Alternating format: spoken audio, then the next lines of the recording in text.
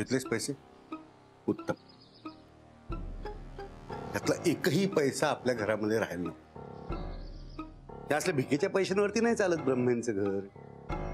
दापोलीमध्ये आपल्या पूर्वजांनी सुद्धा कधी माधुकरी मागितलेली नाही. शेतामध्ये राबले, कष्ट केले आणि स्वाभिमानाची भाकर खाल्ली आणि लोकांकडे मागितले ते फक्त आशीर्वाद. आणि त्याच बळावरती आज आपण इथपर्यंत आलेलो आहोत आणि पुढे जाऊ. एक मिनिट. हे मी तुला नाही सांगत आहे. हे सगळं जाऊन तू त्यांना सांग तिकडे ठणकावून. आणि मुख्य म्हणजे तुझ्या त्या मैत्रिणीला सांग. तिला सांग की म्हणा बाई आम्ही साधी मध्यमवर्गीय माणसं आहोत. जमेल तेवढा पैसा जोडतो आणि जमतील तेवढी माणसं प्रेमाने मिळवतो. हे असं पैसे टाकून माणसं जोडणं आमच्या तत्वात बसत नाही. त्यामुळे तुमचे ते पैसे आणि ती मैत्री तुमच्या त्या तिजोरीमध्ये घट्ट बंद करून ठेवा. आमच्या समोर नका आणून नाचवती. आमच्या लेखी असलेल्या श्रीमंत मैत्रीला काहीही किंमत नाही. सांगशील ना?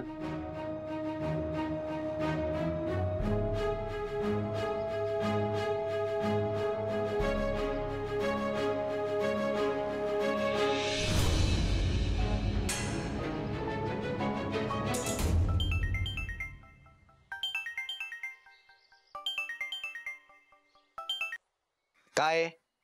Good morning. ओ सईची मम्मा. सॉरी, झोपला होतास का? नाही झोपलो नव्हतो, मेडिटेशन करत होतो.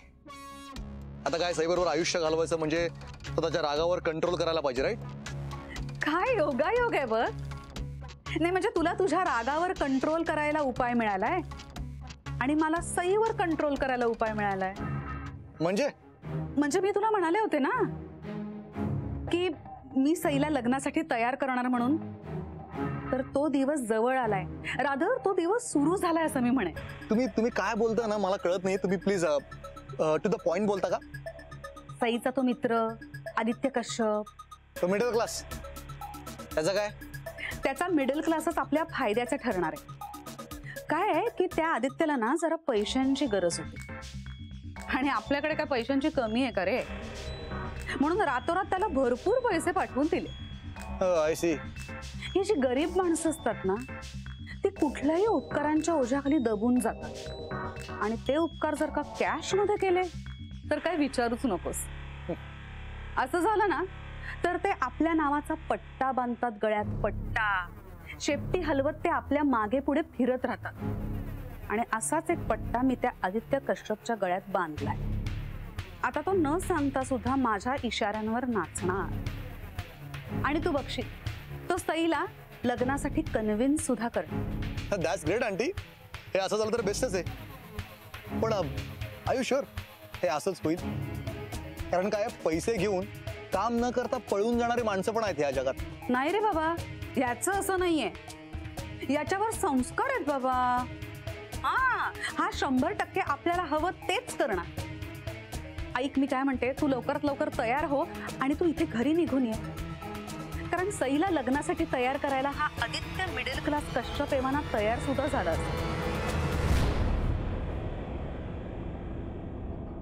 सई बिराजदार आहेत का घरात?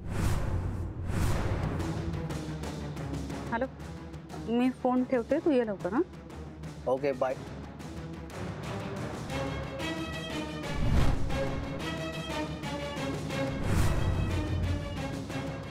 आदित्य दादा तुम्ही? अहो मालकणबाई घरातच आहेत आणि मालक जॉगिंगला गेलेत. मला त्यांना भेटायचंच नाही. मग कुणाला भेटायचंय? एवढ्या सकाळ सकाळ कुणाला भेटायला आलायस तू? मला सईला भेटायचं. म्हणून तू डायरेक्ट घरातच आलास का?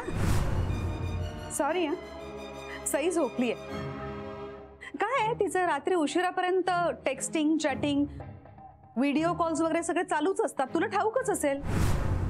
तू सुद्धा रात्री उशिरापर्यंत जागतोस ना? तिला उठवता का? महत्वाचं बोलायचंय मला. माझं ऐकून का उठेल ती? नाही तूच म्हणालास ना की ती आमचंच ऐकत नाही. मग मी एवढे कष्ट का घेऊ? तुला काही निरोप द्यायचा असेल तर मला सांग, तिला निरोप देते मी. हा आणि तुला काही हवंच असेल तर मला सांग, मी आहे ना.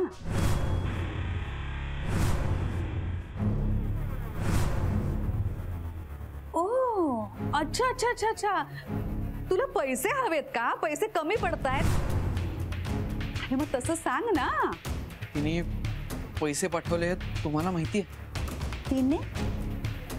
तुला असं वाटतं की तिने तुला पैसे पाठवले?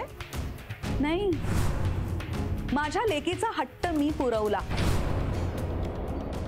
त्याचं काय आहे की काल सई ना भयंकर अपसेट होती अरे, आणि ती तिच्या डॅडूला सांगत होती गरिबांची परिस्थिती, त्यांची दुःख, पैशाची चणचण, असं बरंच काय काय बोलत होती. आणि त्यातनं मी एक शब्द मी ऐकला, मध्यमवर्गीय.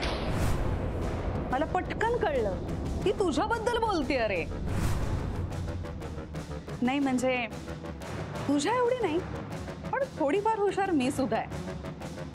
मला लगेच कळलं की तुला पैशांची नितांत गरज आहे.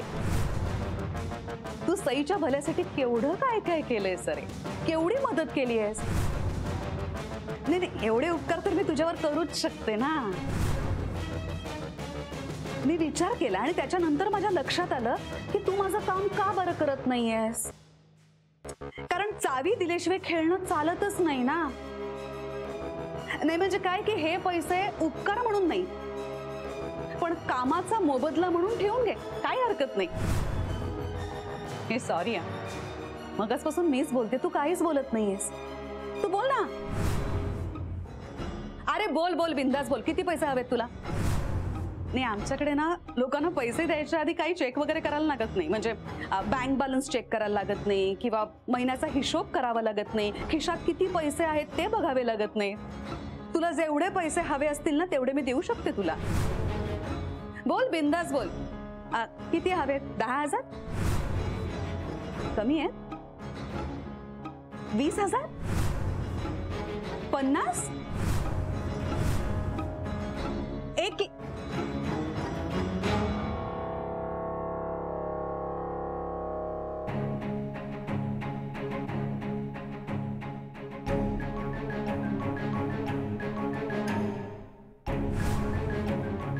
हे पैसे खरं तर मी तुमच्या तोंडावरही फेकू शकलो असतो, पण आमच्यासारख्या मध्यमवर्गीयांना पैशाचं मोलही कळतं आणि त्याचा मानही राखता येतो. तुमच्याकडनं कुठल्याही गोष्टीचा मान राखण्याची अपेक्षा ठेवणं म्हणजे ज्यांना मैत्रीचा मान नाही राखता आला, पैशाचा काय मान राखणार.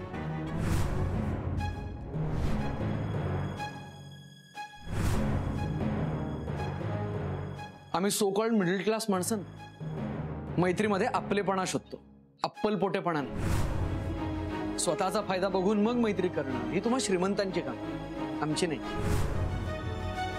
तुम्हाला काय कळणार हो? स्वतःच्या उंच उंच काचेच्या घरातून कधी खाली उतरणं सोडा, खाली वाकूनही न बघणारी जमात तुमची. कधीतरी या जमिनीवर मातीशी घट्ट नातं असलेल्या सामान्य मध्यमवर्गीय घरामध्ये डोकावून बघा, मग कळेल तुम्हाला मैत्री, आपलेपणा, प्रेम, जिव्हाळा काय असतं ते. आणि अजून एक, ज्यांना नेहमी किड्या मुंग्यांसारखं वागवता, ज्यांच्याकडे बघून नाकं मुरडता, यांना तर आपण विकत घेतला, हे आपले गुलाम झाले असं समजताना, त्या प्रत्येक मध्यमवर्गीय नोकरदाराच्या डोळ्यात बघा एकदा. ती फक्त तुम्ही फेकलेल्या तुकड्यांवरती जगणारी, तुमच्या इशाऱ्यांवर नाचणारी परकी माणसं नाही येतो. तुमचं आयुष्य सुखाने जावं म्हणून स्वतःची सुख आनंदाने बाजूला ठेवणारी तुमची माणसं आहे. पैसे फेकून ना तुम्ही वस्तू विकत घेऊ शकता शर्मिला मॅम, माणसं नाही.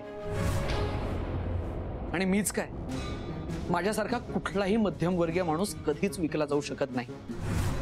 दर महिन्याच्या 29 तारखेपासूनच आम्ही पगाराची वाट बघत असतो, आणि एकदा तो झाला की त्या तेवढ्याशा पगारामधून काटकसर करत, पडत, धडपडत, रडत, मरत पुढच्या महिन्याच्या 29 तारखेची वाट बघायला लागतो. कधीच कुणासमोर हात पसरायचा विचारही येत नाही आमच्या. हो, आहोत आम्ही गरीब. टूथपेस्ट संपायला लागली तर त्याची ट्यूब पिळून पिळून जीव काढतो त्याचा. शॅम्पूच्या बाटल्यांमध्ये पाणी घालून घालून वापरतो. महिन्याचा हिशोब चुकला तर बिनसाखरेचा चहा पितो. कांदा लसूण महागला तर फिकं जेवण सुद्धा गोड मानून जेवतो आम्ही. अरे एवढंच काय, कोणी साधं 500 रुपयाच्या सुट्टे देतोस का विचारला ना तरी घाम फुटतो आम्हाला. आहोत आम्ही फाटक्या खिशाची फाटकी माणसं. आणि खिसाच काय, फाटका शर्ट, तुटलेला बूट शिवून शिवून वापरतो पुन्हा पुन्हा. आणि फाटकं नशीब आहे, त्याला उपकारांची सोनेरी ठिगळं नाही लावत बसत आम्ही, कारण गरीब असलो ना तरी नालायक नाही होत. आणि हा पैसा पैसा म्हणजे काय असतो तुमचा? बेसिक कागदाचे तुकडे ते, कधीही त्याची किंमत वर खाली होऊ शकते. एकदा ती नोटबंदी झाली आणि त्याचा भाव उतरला, झाला बाजारातून गायब, कोणी ढुंकून बघेन असं झालं. पण अशाही वेळी टिकतो तोच आमच्यासारखा चिल्लर पण खणखणीत वाजणारा रुपया. कारण दुःख पचवायची एवढी सवय झाली ना मॅम आता, की चमचाभर सुख सुद्धा आमचं मन तृप्त करतं. आणि हे असलं सुख तुमच्या पैशाने नाही विकत घेतायत बरं. हे आपलेपणाने खरेपणाने कमवावं लागतं. आणि हे सुख कमवणं तुमच्या पैसे कमवण्यापेक्षा खूप अवघड असतं. म्हणूनच बहुतेक तुम्हा श्रीमंतांपेक्षा आमच्यासारख्या मध्यमवर्गीयांना ते सहज जमतं. असो, आम्ही आमचं कष्टाने कमवलेलं सुख जपतो आणि तुम्ही तुमचे आधाशीपणाने कमवलेले पैसे कुरवाळत बसता. चला. हे माझ्याच घरात येऊन मला कसला रे शहाणपणा शिकवतोयस? आवाज माझाही वाढू शकतो शर्मिला मॅम, पण मी तसं केलं नाहीये आणि करणारही नाहीये. कारण मोठ्यांशी, आपल्या जवळच्यांशी, त्यांच्या जवळच्यांशी अदबीनं वागायचं असं माझ्या मामांनी शिकवलंय. काय आमच्यात संस्कार नावाची गोष्ट असते, तुम्हाला माहित नसेल कदाचित. हिरो काय तुम्हाला माहित नसलेल्या गोष्टींमध्ये पडू नका बिराजदार. आणि माझ्यासारख्या फाटक्या माणसाच्या फाटक्यात तर पाय अजिबातच घालू नका. नको त्या गोष्टीत आम्ही पडत नाही. कोणी अंगावर आलं ना तर त्याला सोडत नाही. ए दीडशाण्या, चल निघ. माझ्या घरात 1 मिनिट पण थांबायचं नाही, कळलं ना? चल गेट आउट.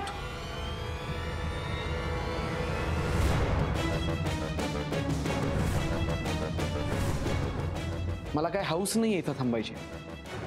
तुमच्या घरात मुक्काम करायला तुमचा घर जावई नाहीये मी. ए तुझ्यासारख्या फडतूस माणसाला कोण करेल घर जावई? त्याची काळजी तुम्हाला कशाला? तुम्हाला काळजी करायचीच असेल ना तर ती स्वतःची आणि स्वतःच्या कुटुंबाची करा. पैशांचा माज असलेलं विस्कळीत कुटुंब तुम्ही, ज्यांना एकमेकांचं धड काय चाललंय माहितही नाहीये. पैसे कळतात ना फक्त तुम्हाला, आणि त्याच पैशाच्या जोरावर वाटेल ते करता आणि वाटेल त्या थराला जाता. आदित्य,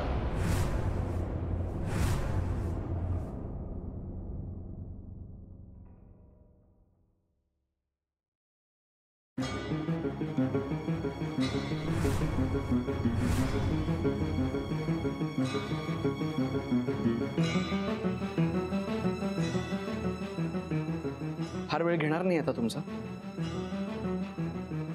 जाता जाता एक सांगतो, चाललोच आहे. आम्ही ना मैत्रीमध्ये प्रेम शोधतो, आपुलकी शोधतो, जिव्हाळा शोधतो, पैसे नाही. कारण मैत्रीमध्ये पैसा आला की त्या मैत्रीचा होतो बिझनेस. आणि बिझनेस मधलं काही आमच्यासारख्या मध्यमवर्गीयांना ना कधी समजलंय ना कधी समजेल. आमचा मिडल क्लास आहे ना, त्याचा अभिमानच नाही, माज आहे आम्हाला, माज. त्यामुळे तुमचा पैशांचा माज ना आमच्या समोर नाही करायचा. तुमची श्रीमंती तुम्हालाच लक्षात. आदित्य बा,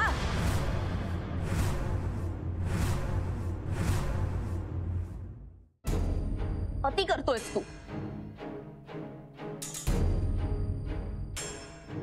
तू म्हणशील ते आजवर मी ऐकत आले, याचा अर्थ असा नाही की तू माझ्या आई वडिलांना वाटेल तसं बोलावंस.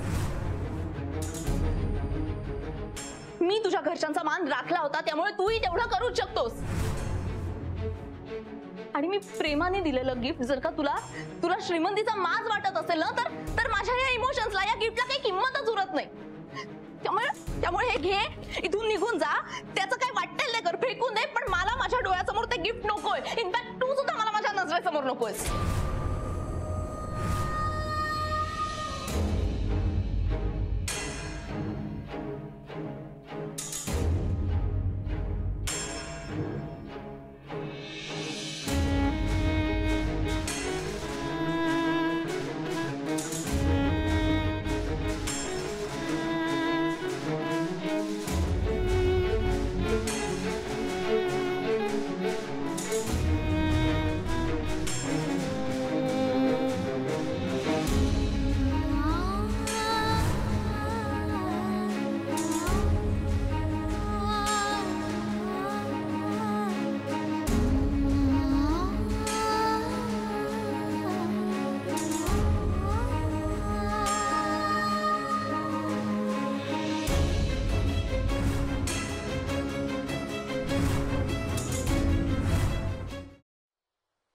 बंधू बंधू बंधू थांब थांब.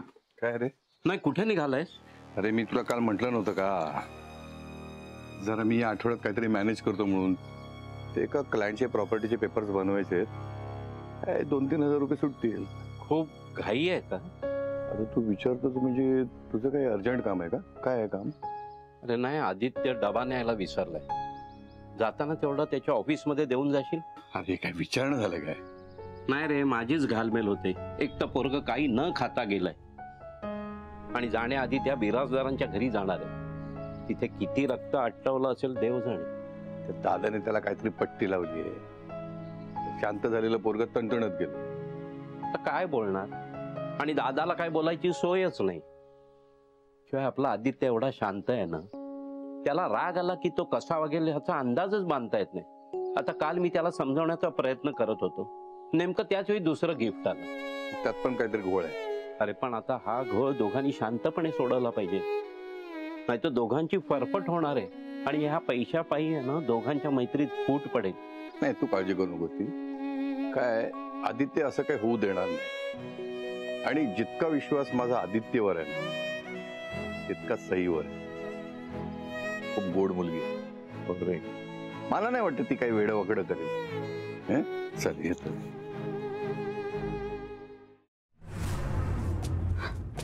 मम्मा तू असं वागशील असं मला स्वप्नातही वाटलं नव्हतं. तू का असं वागलीस? हा, मी सांगितलं होतं तुला? मी सांगितलं का की आदित्यला जाऊन पैसे देऊन ये म्हणून? अगं पण नाही मग का दिलेस त्याला पैसे? बेसिकली त्याला पैशाची गरज आहे, तुला कळलंच कसं काय? मी तर तुला सांगितलं नव्हतं. आदित्यने सांगण्याची काही शक्यताच नाहीये, मग तुला कळलं कसं? असं काय करतेस तूच म्हणालीस ना शशीला? मी सांगितलं. काय सांगितलं? अरे तूच तर म्हणालीस ना ते मध्यमवर्गीय वगैरे, पैशाची लफडी वगैरे. हा मग काय? मग आम्ही अंदाज बांधला की तुला तुझ्या त्या गरीब मित्राच्यामुळे टेन्शन आलं असणार आणि त्याला पैशांची गरज असणार. आणि अशा हाडी अडचणीच्या वेळेस मी जर का थोडासा चांगुलपणा दाखवला तर काय हरकत आहे? तू आणि चांगुलपणा? प्लीज मम्मा, तुझ्या इतकी कॅल्क्युलेटिव्ह व्यक्ती ना मी माझ्या आयुष्यात कधीही पाहिलेली नाहीये. तू फक्त स्वतःच्या फायद्यासाठीच चांगलं वागते. लोकांची सोड ग, माझ्याशी सुद्धा चांगलं वागताना ना कधी कधी फक्त फायदा बघतेस तू स्वतःचा. बेटो